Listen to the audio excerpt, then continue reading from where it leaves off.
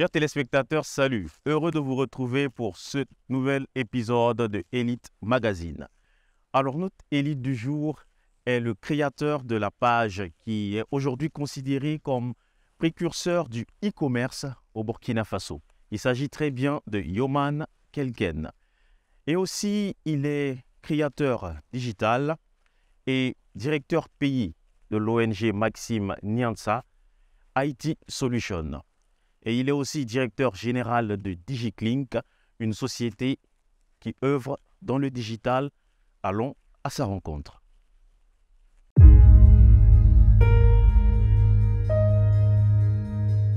Chers téléspectateurs, vous l'aurez sans doute deviné, notre élite du jour, c'est bien Monsieur Kopia. Monsieur Kopia, bonjour. Bonjour, monsieur.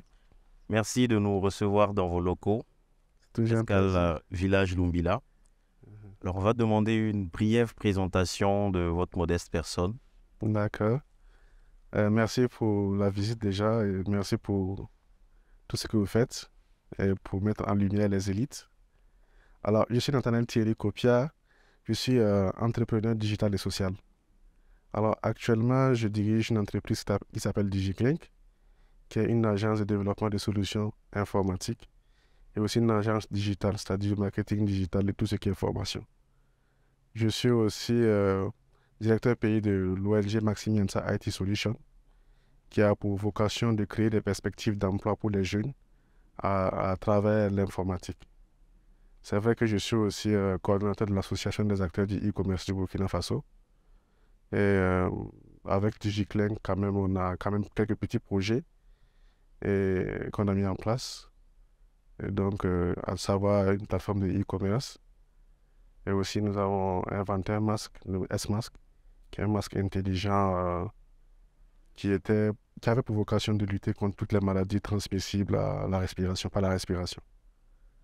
Alors, voilà un peu ce que ma modeste personne fait en ce moment. Très bien. Alors, Monsieur Kopia, pourrait avoir un bref résumé aussi de votre parcours scolaire, académique?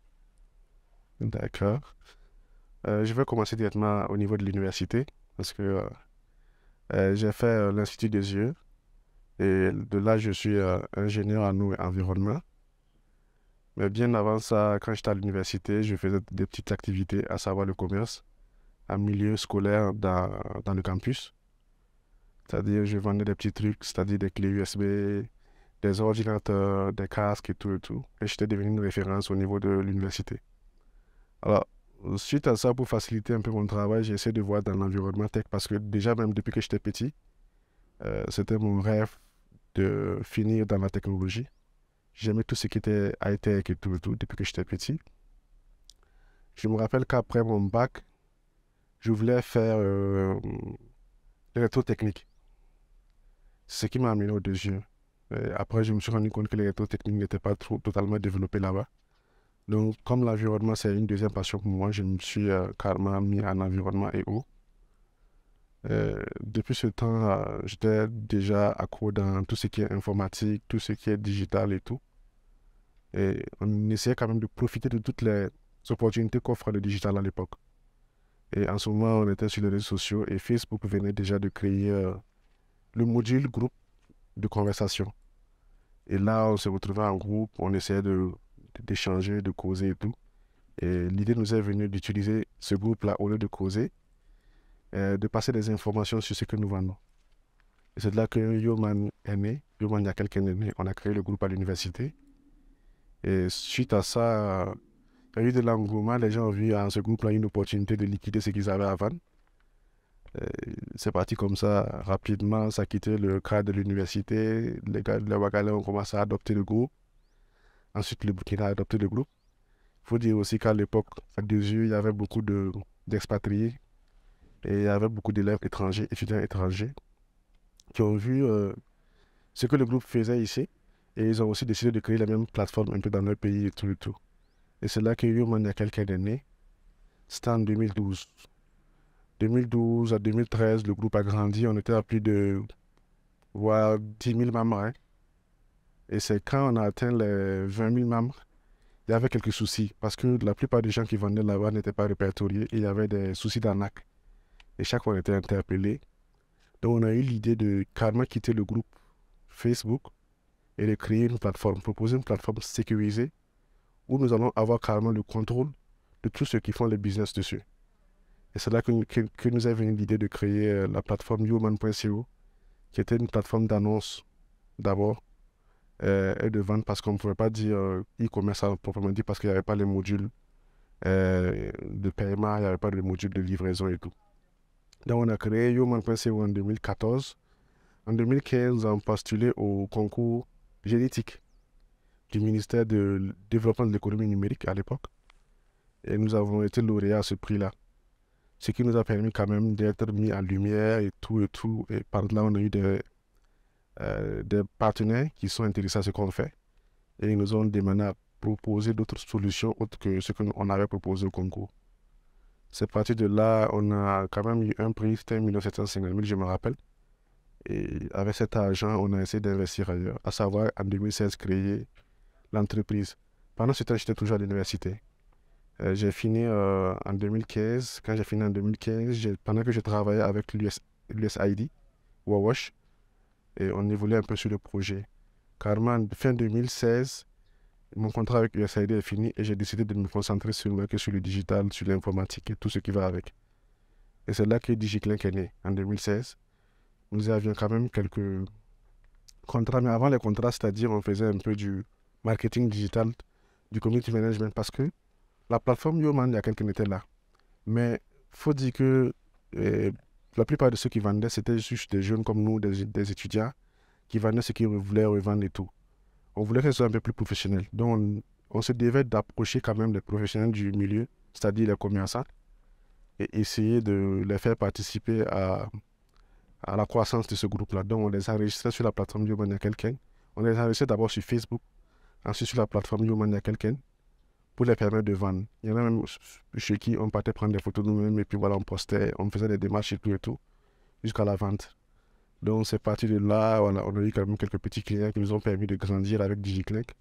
Ensuite, on a eu quelques marchés, de grands marchés quand même, qui nous ont permis quand même de mettre en place une bonne infrastructure, une bonne structure de DigiClink en 2017. Comme ça, on avait une entreprise qui embauchait 7 personnes en 2017.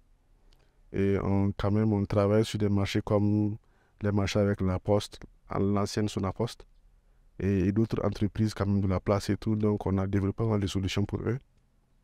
Et je me rappelle aussi que à l'époque, on était sollicité pour mettre en place une association. Parce que c'était nous, notre combat, c'était quoi? Parce qu'il y avait un problème de confiance quand on parlait de e-commerce. C'était un défi pour nous d'amener la population à avoir confiance au commerce électronique au Burkina Faso. Donc, c'était d'abord de réunir tous les acteurs qui s'y intéressaient. Et après ça, essayer de voir dans quelle mesure on peut travailler à ce que les gens aient confiance au e-commerce. Parce que le groupe Yoman était là, mais il n'était pas franchement utilisé. Les gens étaient toujours sur Facebook. Donc, il y avait un travail de fond qui devait être fait. Donc, avec ce groupe de personnes, on a commencé à sensibiliser dans les marchés. Il faut vendre sur Facebook, il faut utiliser ces plateformes et tout et tout. Ça vous offre plus de visibilité, voilà un peu. On a fait ça quand même pendant un moment et les gens ont commencé à prendre un peu confiance. Ce qui a permis quand même de construire des marques et ça a ouvert d'autres opportunités, particulièrement à mon niveau. En 2017, quand on faisait cela, j'ai eu la chance de participer au Mandela, non, au Yali. C'était au CRL Yali Dakar d'abord, en 2017, où je suis allé faire 1 mois, 10 jours non, à Dakar, où j'ai appris vraiment à perfectionner toutes les qualités que doit avoir un entrepreneur. J'ai eu une formation là-bas, c'était le management d'entreprise, c'était le développement personnel, le personal branding. Pas mal de formations en tout cas. Après ça, je suis revenu. En ce moment, DigiClink faisait son petit bonhomme de chemin. Mais il fallait diversifier un peu les choses, voilà. Donc, je me suis vraiment concentré sur le e-commerce. Et en 2018, j'ai été invité à Nairobi pour la semaine africaine du e-commerce. Avec l'aide du ministère du Développement de l'économie numérique, nous avons pu participer à cette réunion-là qui se passait à Nairobi, où quand même on a très bien intervenu. Je me rappelle que j'ai participé à un panel où vraiment, après, j'ai eu beaucoup de félicitations de la part de ceux qui étaient là-bas et tout. Donc, ils nous ont mis dans un groupe de pas de bénévoles, mais ceux qui luttent vraiment pour que le e-commerce soit une réalité en Afrique. Et donc, on a continué à mener des discussions, des échanges, proposer des stratégies pour toute l'Afrique, pour que le e-commerce soit une réalité. Donc, j'ai continué dans cette voie-là parce que le e-commerce me parlait beaucoup, parce que je peux dire que c'est le e-commerce qui m'amène dans le milieu du digital. Et voilà, et ça a commencé comme ça. Ensuite, j'ai pu prendre part en 2019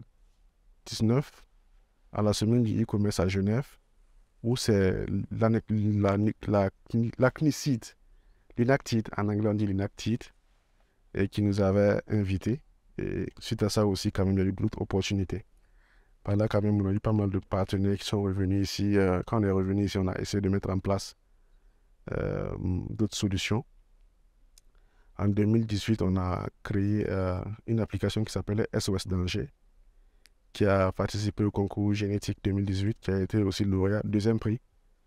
C'était une application qui permettait l'intervention rapide des FDS en cas d'attaque ou soit en cas d'agression.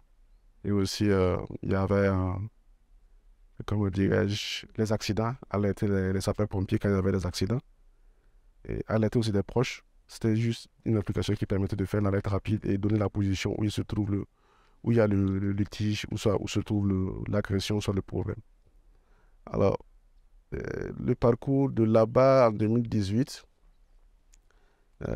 on a commencé à avoir d'autres prospections, créer d'autres solutions, se diversifier un peu les entrées. Et par là, j'ai créé Karma Détaché, Human de DigiClink.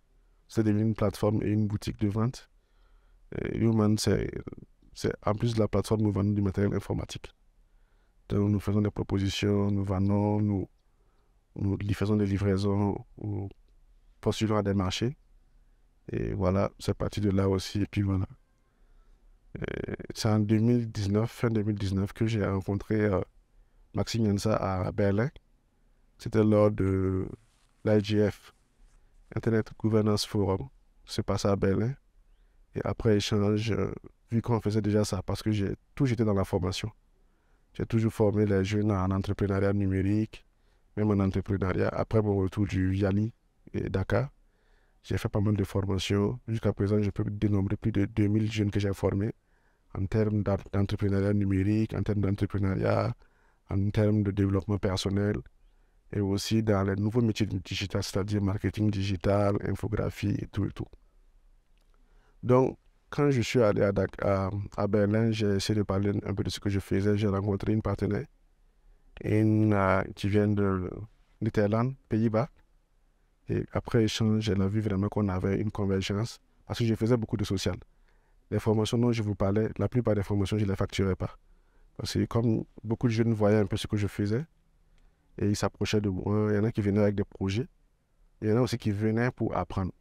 Donc, je n'hésitais pas souvent quand je pouvais organiser des conférences, des masterclass pour juste informer. Souvent, je faisais le tour des écoles. Surtout à Bobo, j'ai travaillé avec beaucoup d'écoles à Bobo. Et je partais les former en entrepreneuriat digital, en marketing digital et tout. Donc, comme nous avions quand même les mêmes objectifs, on n'a pas hésité à travailler ensemble. Et on a fait d'abord un premier pas. Je suis allé à Accra, puisque le siège de l'ONG Chaise Afrique se trouve à Accra. Je suis allé, on a vu quand même ce qu'ils ont eu à faire, c'était intéressant. Donc on a décidé de dupliquer ça ici. Donc c'est comme ça que Maxime Yensa aussi s'est installé au Burkina Faso pour coiffer la zone francophone. Parce que c'était une zone purement anglaise. Donc Maxime Yensa s'est installé en 2019. On a commencé les travaux en 2019. Et c'est en 2020 qu'on a eu quand même notre premier projet, c'était la réception d'ordinateurs venant d'Europe et de les envoyer dans des écoles et les installer, offrir des salles informatiques à des écoles ici. On avait à l'époque ciblé l'école de Luna et Charles de Luna. Il y avait aussi l'école Sainte-Cécile de Dédougou et Charles de Luna. Donc on a pu installer 2 salles informatiques pour ces écoles-là. Et après, on a continué avec les bootcamps où on sélectionnait des jeunes, on envoyait des jeunes à Accra pour des formations. Et maintenant, Ça a suivi son cours aussi. DigiClink aussi suivait son cours. DigiClink, on était beaucoup plus dans la formation maintenant, le marketing digital. Et on faisait toujours du développement des solutions. Et suite à ça, nous avons pensé à mettre en place un incubateur appelé DigiClub parce qu'on essayait beaucoup de jeunes qui avaient des projets inachevés. Et nous avions vu que c'était intéressant quand même de les accompagner. Vu que nous-mêmes on a été dans ce cas-là, on sait combien c'est pas facile d'avoir un projet et atteindre l'objectif final, c'est-à-dire mettre en place une entreprise viable. Donc, nous avons mis en place cet incubateur-là qui s'appelle DigiClub. Et ce n'est qu'en 2019, j'ai postulé pour Mandela Fellowship aux États-Unis où j'ai été sélectionné, j'ai été retenu. Et l'idée de base, c'était de partir et de perfectionner DigiClub, l'incubateur, afin de ramener quelque chose de solide pour accompagner cette jeunesse-là qui a soif de développement. Et en faisant bien les choses, ça n'a pas été trop ça parce qu'on a fait le Mandela directement ici parce qu'il y avait la Covid, on ne pouvait pas voyager. Mais quand même, on a gardé les connaissances qu'on a eu à apprendre là-bas. Et aussi, on a gardé les technologies qu'on a eu à découvrir. Et les contacts aussi ont été gardés. Donc, on a travaillé à parfaire ça, à parachever ça et tout. Et DigiClink, aujourd'hui, accompagne quelques jeunes. Il faut dire aussi que depuis 2016, quand on a ouvert DigiClink, moi, j'avais une vision. La vision, c'était de créer d'autres... Parce que moi, mon slogan, ma vision, c'est qu'un leader, c'est pas celui qui crée des suiveurs, des followers, c'est celui qui crée toujours d'autres leaders. Donc, autour de moi, j'ai toujours voulu que chacun soit leader. Donc, je me rappelle qu'en 2016, quand on a lancé DigiClink, à proprement dit, il y avait des jeunes qui travaillaient avec nous à l'époque, au début, des infographes, des développeurs, et des commerciaux et tout. Au bout de 2 ans, moi, je les ai invités à créer eux-mêmes leur propre entreprise et qu'on allait faire de la sous-traitance avec eux. Donc, l'idée, c'était vraiment de détacher chacun, que chacun puisse voler de ses propres ailes. Parce que j'ai fait une analyse.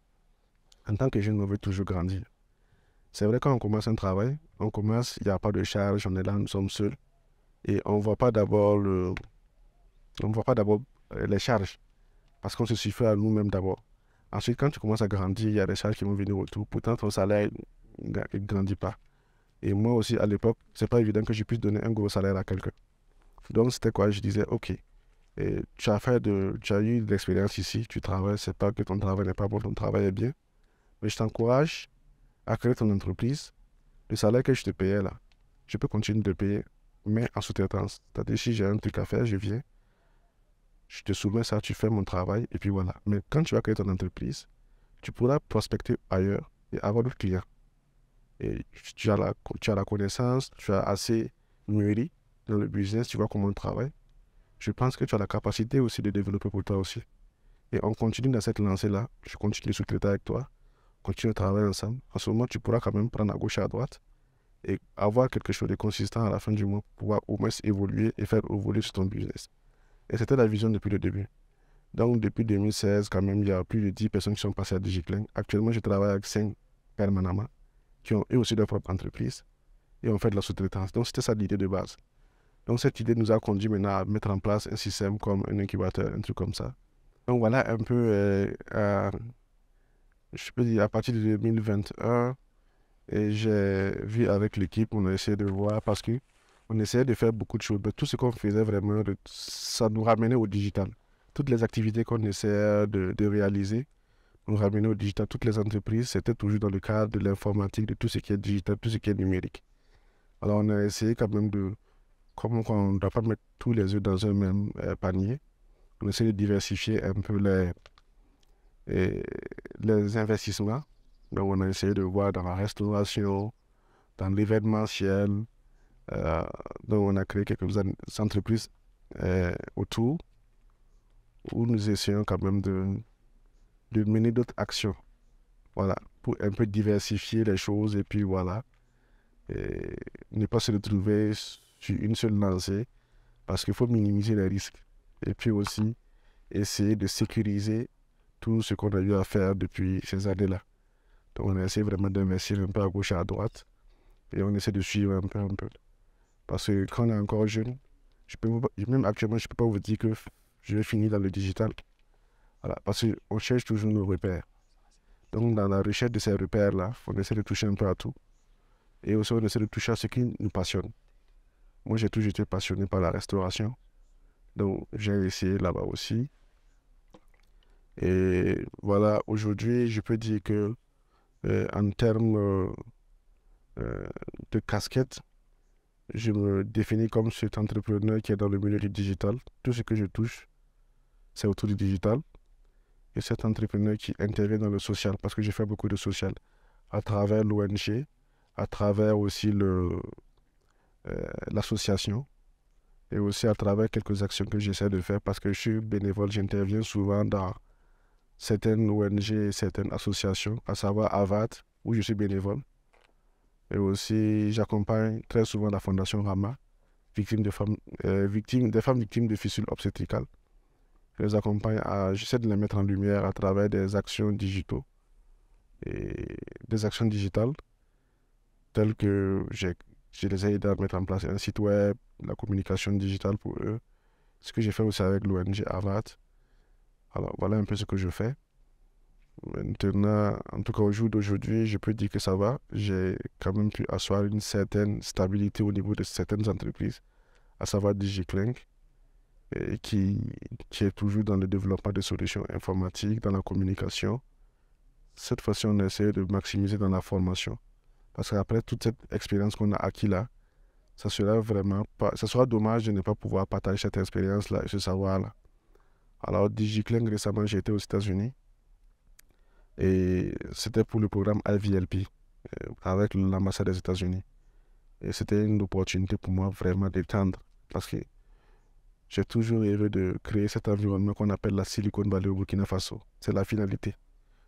Tous les objectifs dont je me suis tracé là, tous les détours que j'ai eu à prendre, c'est pour atteindre un seul objectif.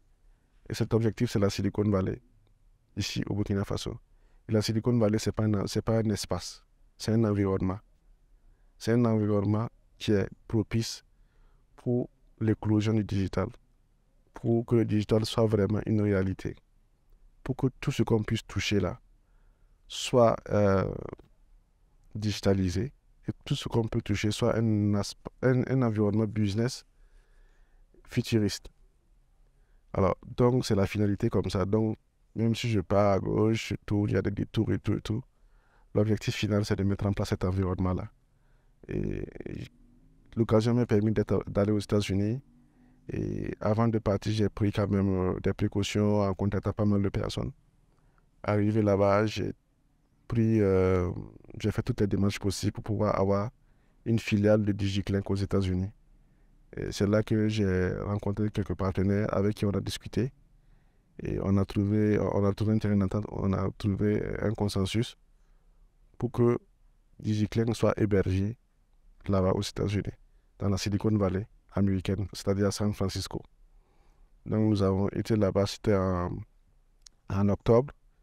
Nous avons fait l'inauguration de la boîte là-bas, où nous avons 2 personnes qui travaillent avec nous là-bas.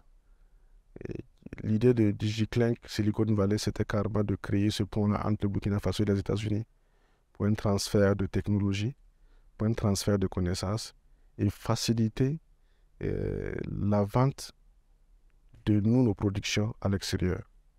Voilà. Donc, on a travaillé avec certaines personnes qui nous ont quand même facilité l'accès à cet environnement-là. Actuellement, avec DigiClink Silicon Valley, nous travaillons sur quelques projets parce qu'on a des clients souvent qui viennent nous demander des solutions qui sont assez complexes à développer au niveau local. Donc, on n'a pas dit qu'on va faire partir les projets à l'extérieur, mais on va profiter des connaissances de l'extérieur pour pouvoir développer ces projets-là au niveau local. Donc, actuellement, avec la filiale qui est là-bas, on essaie d'abord de faire des formations.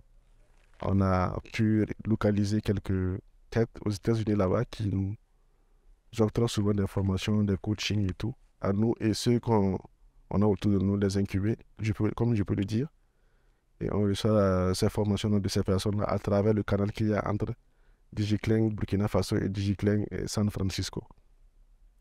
Donc actuellement, on est toujours dans le renforcement de capacité Après la phase de renforcement de capacité, nous allons attaquer la phase de, comment dirais-je, d'échange même entre nous, c'est-à-dire les stages et tout et tout. Et après, maintenant, cela, on va entamer la phase maintenant de développement de projets à proprement dit et aussi de recherche de fonds, de fundraising à travers ce canal qu'on a créé aux États-Unis. Donc, au jour d'aujourd'hui, DigiClean quand même a pu atteindre ce niveau-là et je suis vraiment content de l'équipe, toute l'équipe, parce qu'on a travaillé vraiment en équipe pour que ça soit une réalité. Et on continue de travailler pour que ça aille un peu plus loin, afin qu'on puisse vraiment créer cet environnement-là pour la jeunesse burkinabé, la Silicon Valley du Burkina Faso. Ouais. Bien, un très beau parcours. Et nous ne pouvons que vous souhaiter beaucoup de chance et de courage pour la suite. Alors, je disais au début qu'on était dans vos locaux, un cadre très beau. Alors, d'où vous vient l'idée de Escale Village Lombila? Et sur ce projet, vous travaillez en solo, comme sur d'autres projets, vous travaillez en collaboration? Il faut dire que Escale Village Lombila, c'est carrément l'idée de ma soeur, ma grande soeur. Et quand elle a eu l'idée, elle s'est lancée. Et je vous ai dit que j'ai toujours aimé faire la restauration. Donc, moi, carrément, ça m'a enchanté. Et c'est elle qui a décidé de m'associer. Donc, elle m'a associé, on a travaillé dessus ensemble. Et voilà le résultat aujourd'hui. Sinon, ça ne vient pas de moi. Je ne suis pas le seul créateur de la famille. La famille, il y en a qui ont le génie créateur aussi. Ça va, ma grande sœur, c'était son idée. Et à la base, c'était d'abord un espace pour la famille. On devait venir se retrouver sur les week-ends et tout et tout. Et après avoir mis une infrastructure, on a dit, ah, on peut acheter ça, on peut acheter ça, on peut acheter ça. Et ainsi de suite, c'est devenu, voilà, Escale Village. Sinon, au début, c'était un espace rien que pour la famille. Mais à force d'ajouter les infrastructures, c'est devenu un cadre qui attire beaucoup de gens et tout. Donc, on a décidé maintenant d'en faire un business. Très bien. Alors, comme tout entrepreneur, nous savons que la vie d'un entrepreneur est remplie d'obstacles, de péripéties et d'entraves. Alors, quel est, je dirais, le souvenir le plus marquant de votre carrière d'entrepreneur? Le souvenir le plus marquant de ma carrière d'entrepreneur, en fait, j'ai raté une opportunité, ça m'a beaucoup marqué. Et là, je me suis dit que ça me marque toujours, mais peut-être que si j'avais eu cette opportunité, ça n'allait pas peut-être m'amener là. Je me rappelle qu'en 2018, à la naissance de ma fille, j'avais postulé pour Alibaba Fellowship. C'est un programme qui se passe en Chine. Comme j'étais passionné de e-commerce, ce programme, je le voulais. Je le voulais coûte que coûte. Et j'ai postulé. Et le jour que ma fille est née, les gars m'ont répondu par mail. Mais j'étais tellement occupé et tout, voilà, j'ai même pas ouvert mes mails. J'ai fait 3 jours à cette période-là sans ouvrir mes mails, ce que je ne fais jamais. Et 3 jours après, j'ai vu qu'il y avait un mail, il m'avait répondu. Et j'ai essayé de relancer parce que je devais confirmer pour qu'on ait une interview avant que je ne puisse participer au programme. Et mon score était très bien. Dans 3 jours sans ouvrir les mails, c'est vraiment... C'était en milieu de semaine. Et j'ai raté ça, j'ai essayé de relancer et tout. Ils ont dit, c'est déjà clos, c'est clos et tout. Et depuis, ça m'a marqué. Ça fait que moi, je me suis promis en tout cas de consulter mes mails tous les jours, comme je consulte mes messages et tout. Parce que c'est pas, j'ai raté plus d'opportunités que ça. Il y a des opportunités, tu t'attends, il y a des trucs, tu rates. Mais ça ne te fait pas, ça ne te choque pas aussi que quand un truc que tu attendais toute ta vie. Mais après, j'ai relativisé, dit, bon, voici, c'était quand même un événement heureux qui m'a fait rater ça parce que ma fille venait de naître et tout. J'ai dit, on va se focaliser sur ça et puis voilà. Mais c'est passé, mais ça m'a appris au moins une chose. Quelle que soit la situation, il faut toujours consulter tes mails. Parce que tu peux recevoir un message, ça peut être professionnel ou pas. Mais quand tu reçois un mail, forcément, c'est professionnel. Donc, je ne m'amuse pas avec ça. Les mails. Bien. Vous avez parlé tantôt de votre fille. Est-ce que concilier vie de famille et business, parce que au vu de votre biographie, c'est un homme super occupé. concilier vie de famille et business, est-ce une chose facile pour vous? Je veux dire que tout entrepreneur, en tout cas de ma génération, c'est jamais facile. Parce que déjà, il faut comprendre que nous sommes une génération de transition. La génération avant nous, c'était la génération des gens plus formels, qui respectent les traditions, qui prennent le social vraiment à cœur. Les gens après nous, c'est-à-dire nos enfants et futurs, n'auront pas à endosser ces charges-là. Mais nous, carrément, comme c'est une génération de transition, c'est difficile. Et le social exige beaucoup. Et nous aussi, côté professionnel, ça exige beaucoup. Il y a beaucoup d'exigences en termes de temps, de concentration et tout. Donc c'est toujours difficile de vouloir faire les deux. Parce que souvent, il y a le social qui réclame aussi son temps. Souvent, il y a le business aussi qui réclame son temps. Pour un jeune actuellement, il a besoin de beaucoup de temps pour pouvoir vraiment mener ses activités. Et tu dois être tout le temps disponible. Donc souvent, quand tu es à fond dans le travail, côté famille, on se dit, ah, il est négligent, il n'est pas social, il ne pense pas à sa famille. Parce que moi, je me dis, un entrepreneur, on travaille plus les week-ends que les jours ouvrables. Pourtant, la génération d'avant voit que le week-end, c'est les jours pour le social, aller rendre visite à tel oncle, rester avec sa famille et tout. C'est très difficile. Peut-être arriver à un certain âge ou soit une certaine position, on peut se permettre de faire certaines choses. Mais actuellement, c'est difficile. Moi, au début, c'était quand même difficile parce que franchement, j'étais vraiment à fond dans ce que je faisais. Souvent, je veillais au bureau. Hein.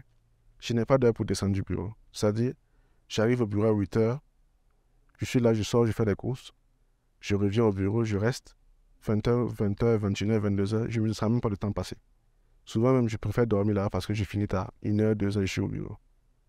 Et beaucoup de familles ne peuvent pas comprendre ça. Moi, au début, c'était difficile, mais après, ils ont compris que je ne suis pas comme un travailleur lambda ou soit un travailleur normal qui monte à 7h, qui descend à 17h. Je dis non, on ne fait pas la même chose. Souvent, en famille, même, on veut comparer les familles. Je dis, mais voici ton ami, par exemple, lui, à 19h, 20h, il est à la maison. Je dis, non, moi, c'est pas la même chose. Moi, je fixe mes objectifs. Peu importe le temps que je mettrai, je dois atteindre ces objectifs-là. Aussi, je fixe mes heures. Donc, ça fait que c'est souvent difficile pour certaines personnes de comprendre qu'on ne fait pas le même métier que d'autres personnes.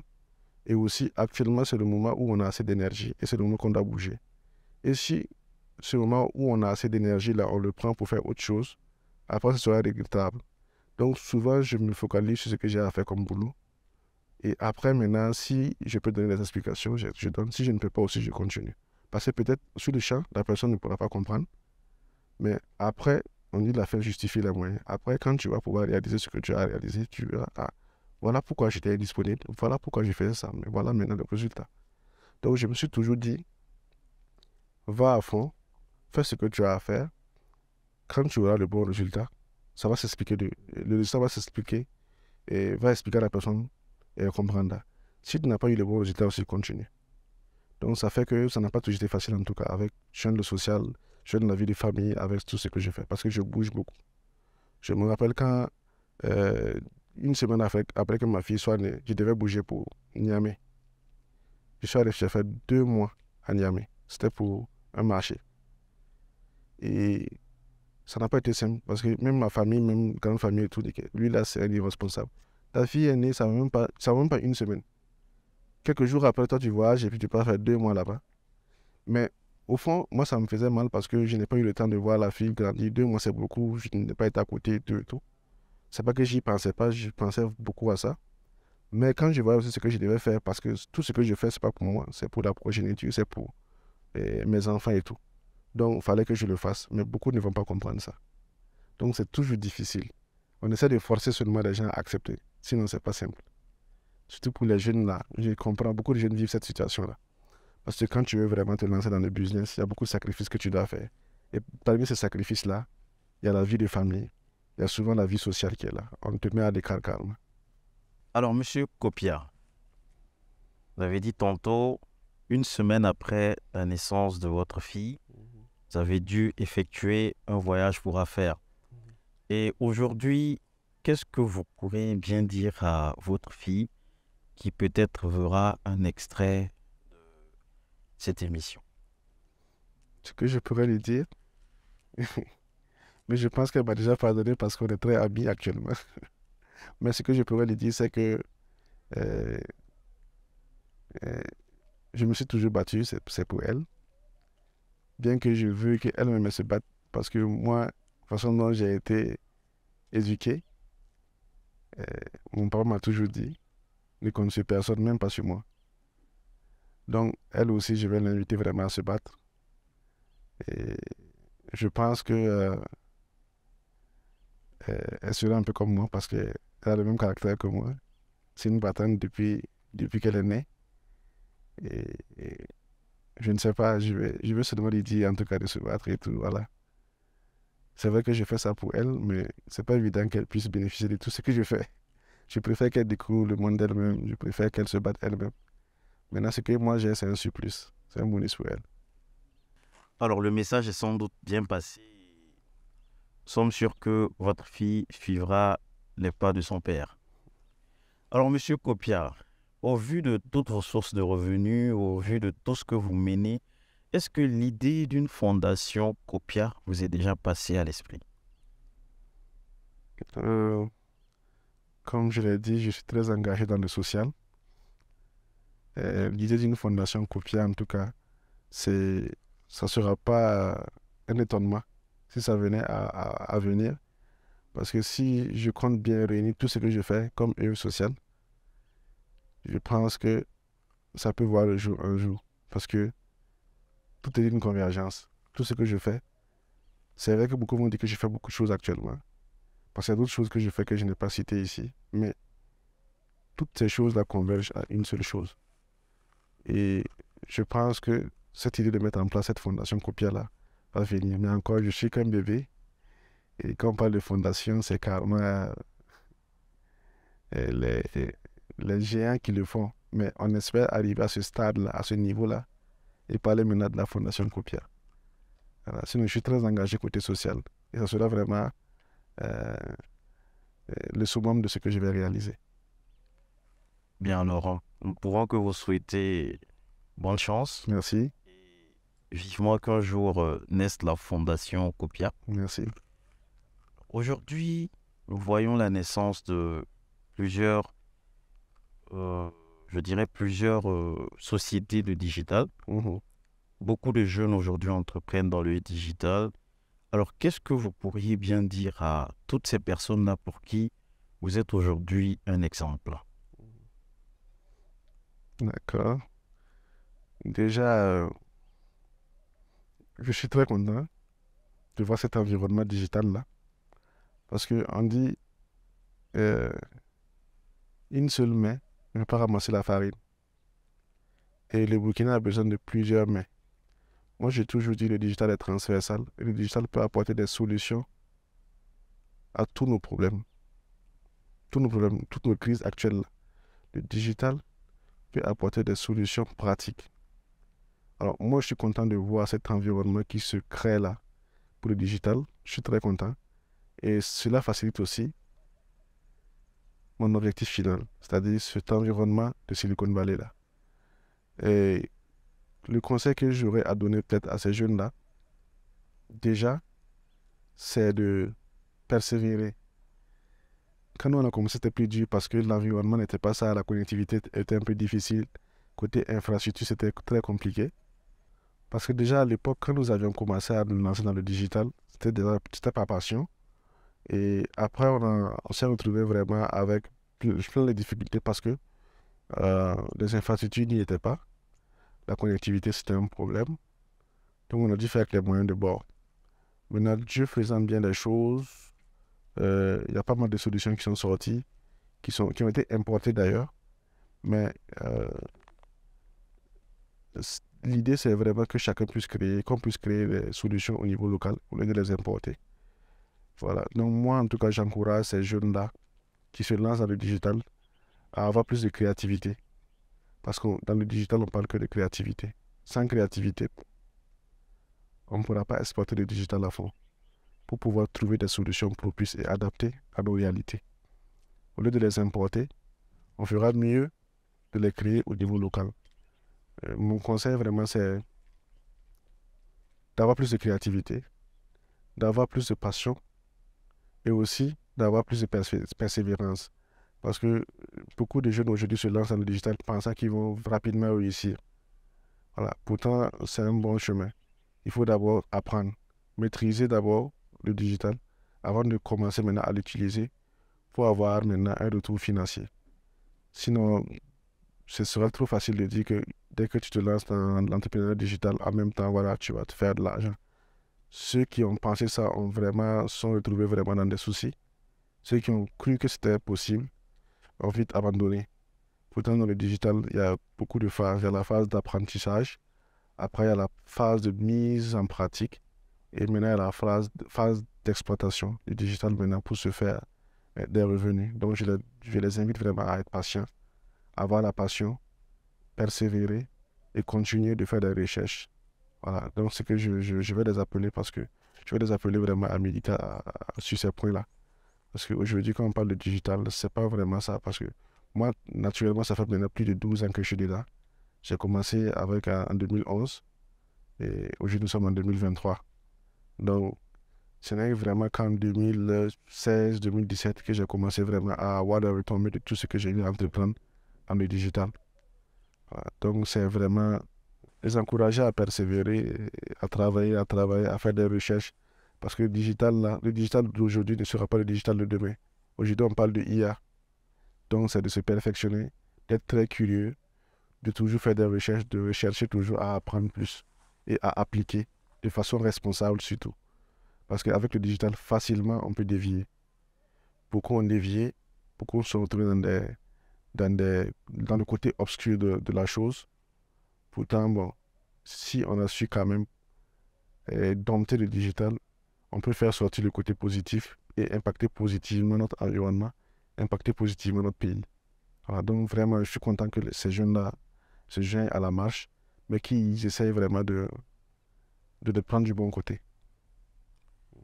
En restant dans ce même volet-là, Mhm. le conseil que vous pouvez apporter à la nouvelle génération, est-ce qu'il y a est-ce que vous pouvez inviter les jeunes à certaines formations ou à la lecture de certains documents?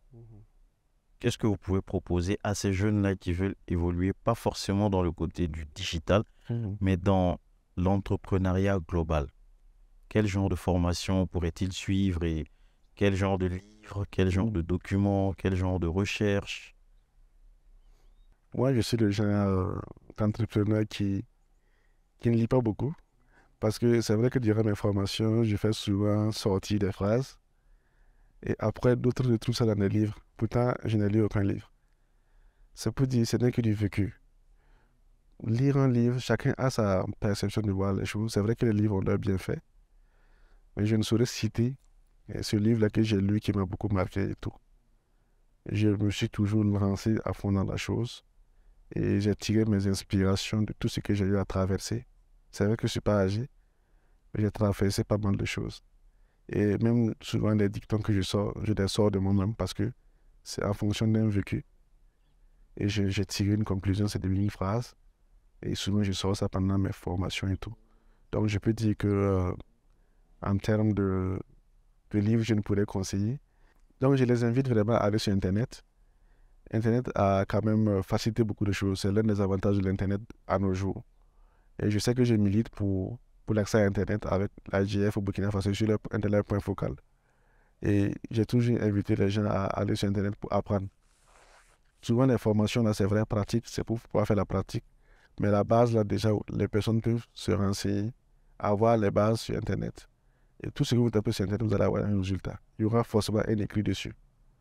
Donc, en fonction de ton activité, en fonction de ce que tu vas apprendre, que ce soit du développement personnel, que ce soit même le marketing digital, il y a des explications.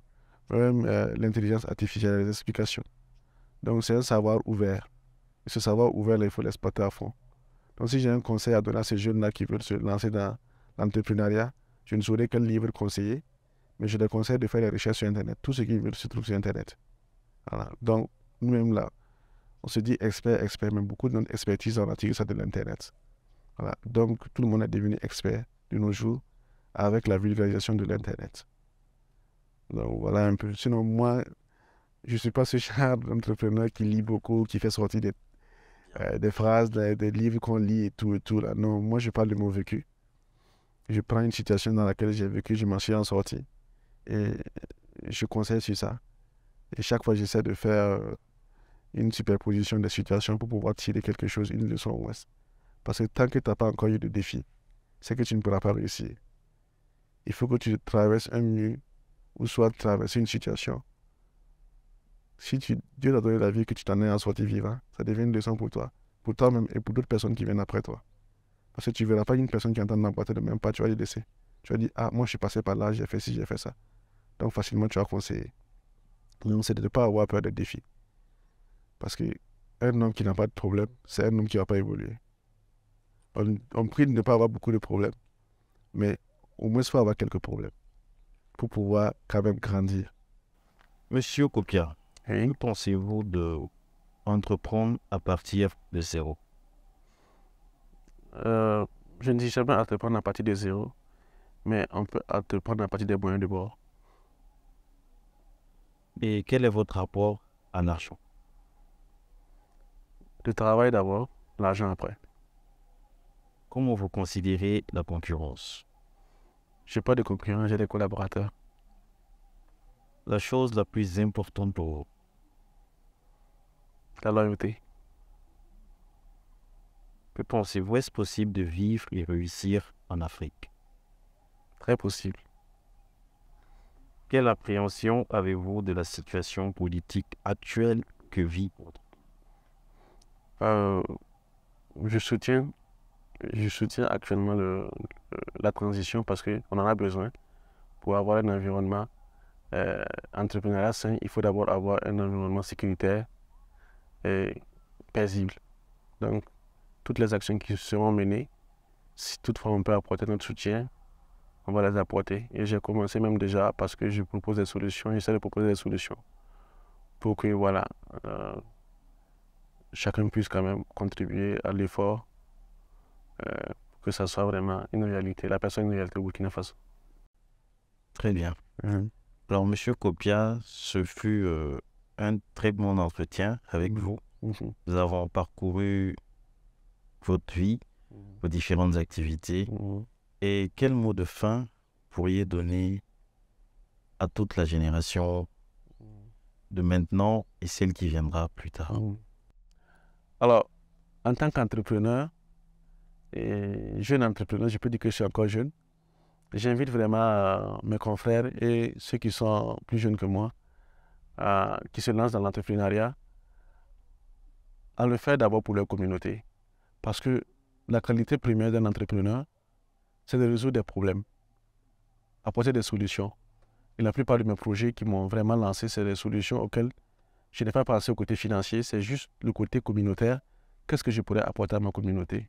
Et après, quand ces solutions se sont avérées être efficaces, j'ai commencé maintenant à voir le côté monétisation de ces solutions-là. Donc, je vous invite vraiment à identifier les problèmes autour de vous et à apporter des solutions. Suite à ça, maintenant, vous allez pouvoir voir comment et par quelle stratégie vous allez voir le côté financier de ces solutions-là. Ensuite, c'est vraiment d'être persévérant parce que ce n'est pas du jour au lendemain. On me connaît comme quelqu'un qui ne lâche pas l'affaire jusqu'à la dernière minute, jusqu'à la dernière seconde. Tant qu'il y a l'espoir, moi je me bats. Donc c'est de garder la foi et continuer le combat, se battre, se battre, se battre. Et chaque jour qu'on se lève, on a un objectif à atteindre. On se fixe les objectifs et puis voilà. Et si on ne les atteint pas, on relance à demain, on ajoute encore d'autres objectifs. On n'a pas de répit. Il faut que ça marche seulement, c'est ça. Et comme je le dis souvent, sky is not the limit. Voilà. Donc voilà un peu. Merci. Chers téléspectateurs, le pessimiste voit la difficulté dans chaque opportunité, pendant que l'optimiste voit l'opportunité dans chaque difficulté. C'est en vous laissant sur ces mots que je vous dis merci de nous avoir suivis et rendez-vous très bientôt pour un prochain Élite. Je suis Mr. Key, bonsoir.